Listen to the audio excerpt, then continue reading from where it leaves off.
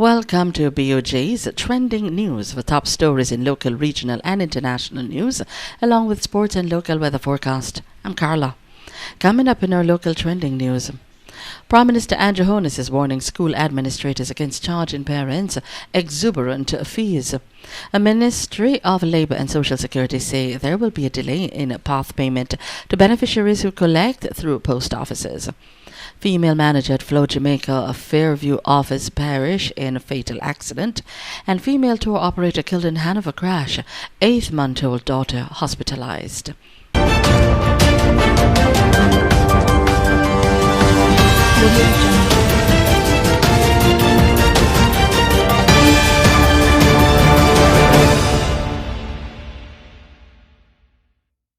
Now the details.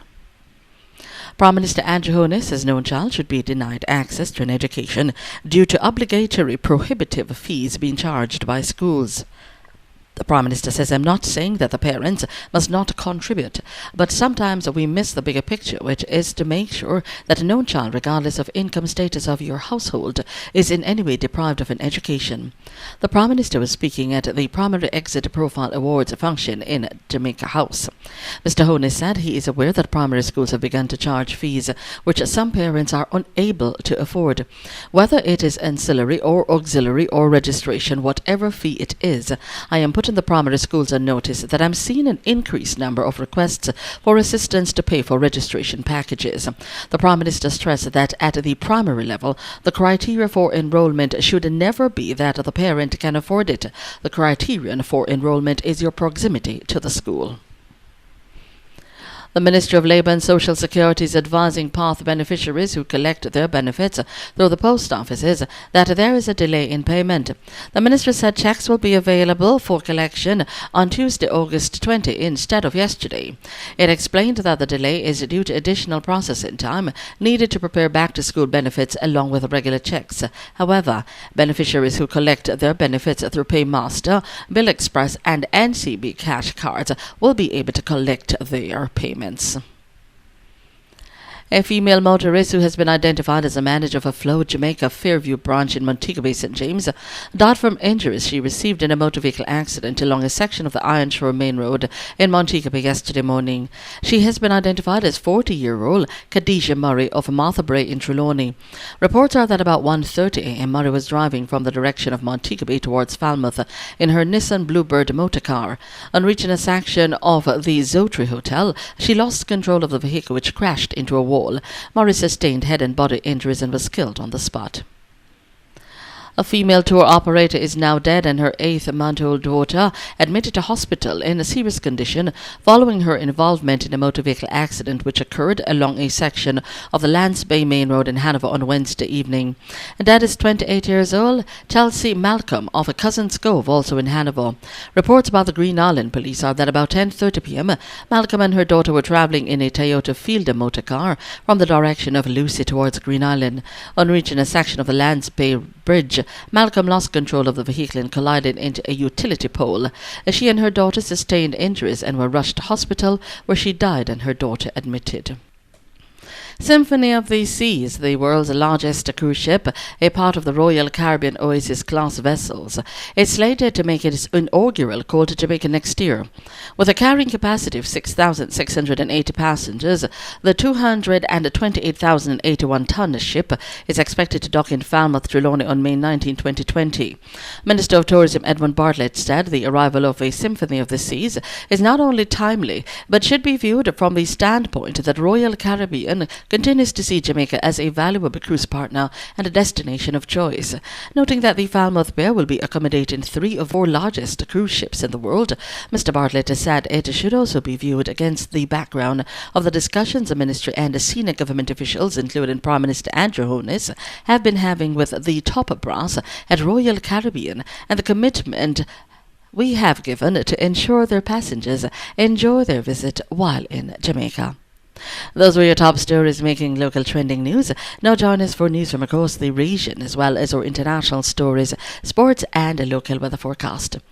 From across the region, Panama City on Thursday marked the 500th anniversary of its founding by the Spanish on August 15, 1519.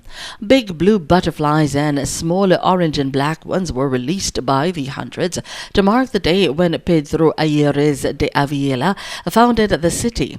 The city's old Santa, known as the Casco, was declared a World Heritage Site in 2003.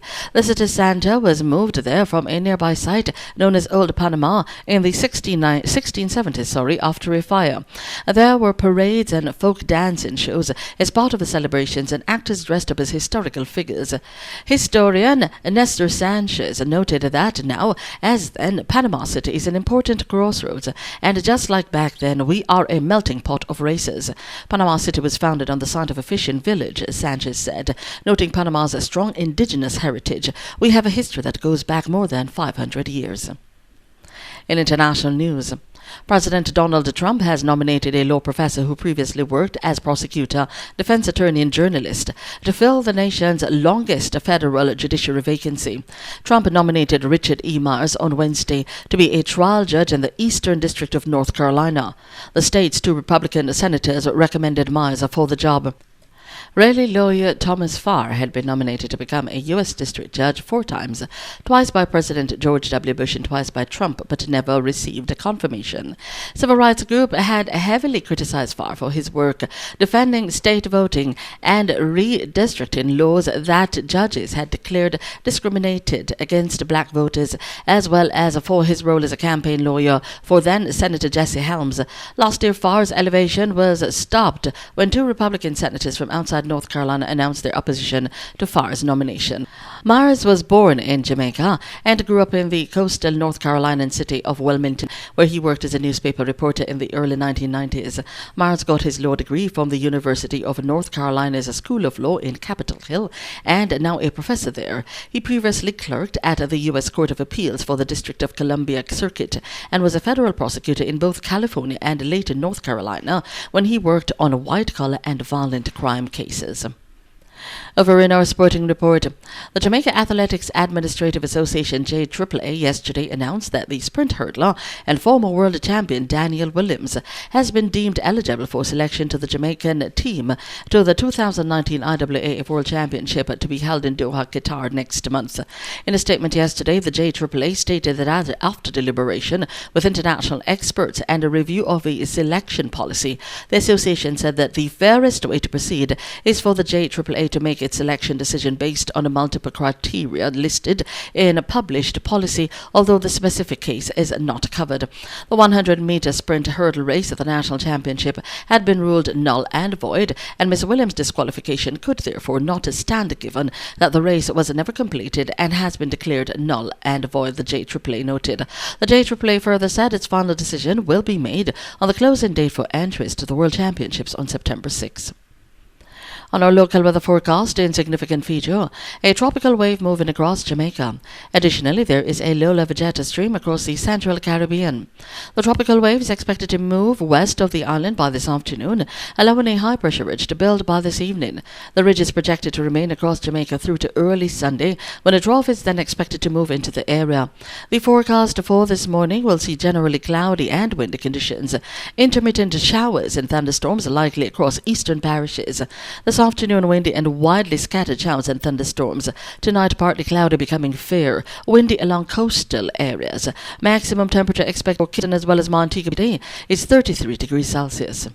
That was BOJTV's trending news. Your top local, regional and international stories, as well as sports report and weather forecast. Until next time, I'm Carla. Thanks for watching.